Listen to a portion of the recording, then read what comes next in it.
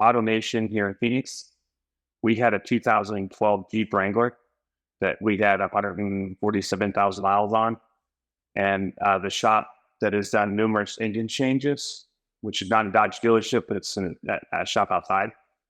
We purchased a long block on the assumption that it had a warranty on the engine itself. We purchased the engine with probably over $10,000 into this. They bought everything from the parts house at AutoNation to put this engine in. They put the engine in. The first engine started to overheat real bad. They removed that engine, bought another engine from Dodge again, the AutoNation, put that engine in with all new accessories. That engine, within 1,000 miles, started heating up. I took that over to another Dodge dealership because it is under a warranty. Basically, a 3-year, 100,000 mile warranty. We took it to them. They couldn't explain why it was overheating. They blamed it on a grill insert or the Jeep was lifted and such.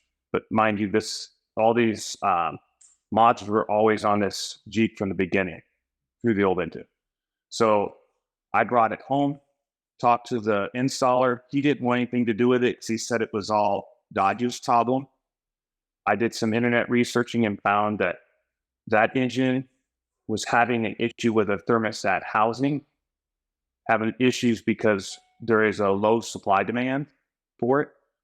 So called around all over the United States, found one OEM thermostat housing left in Phoenix. I purchased that. I installed the new thermostat housing. I took photos of the one that was pulled off that was bought through the parts house in AutoNation. You can tell it was repackaged aftermarket. So the thermostat was hanging open, which causes this thing to overheat. So I put that in. We drove it for another 1,500 miles with no overheating issues. Then we get a misfire on the number one cylinder. I'm in aviation as a mechanic.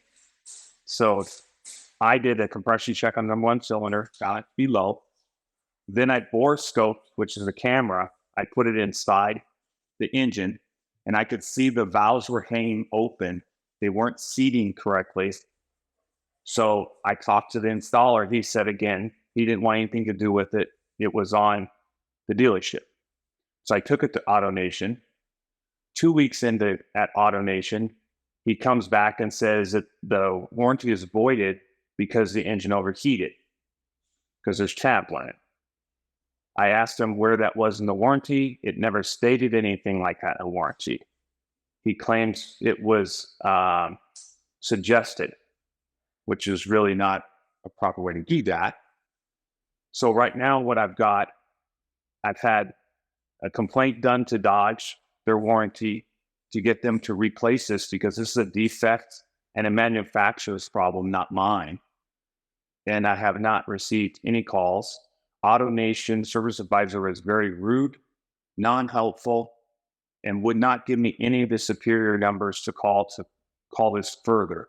Because right now I've got almost $11,000 in this engine with less than 5,000 miles on it. That basically is storage because nobody wants to warranty it. And I think that's misleading by Dodge by doing that because it's impossible not to heat the engine up to 250 degrees. I mean, it's going to happen if it's got an issue. And whole issue came strictly from them selling an aftermarket part at the parts house that was defective. I would like them to warranty this engine is what I paid for, to reinstate that warranty on it and get this problem resolved. I feel it's probably the only way to get people's attention and understanding that it's a ripoff. We went to this for protection as a warranty on an engine on a vehicle that we're keeping, so we don't have to buy a new one. And it was a cheaper route to go around than buying a new one.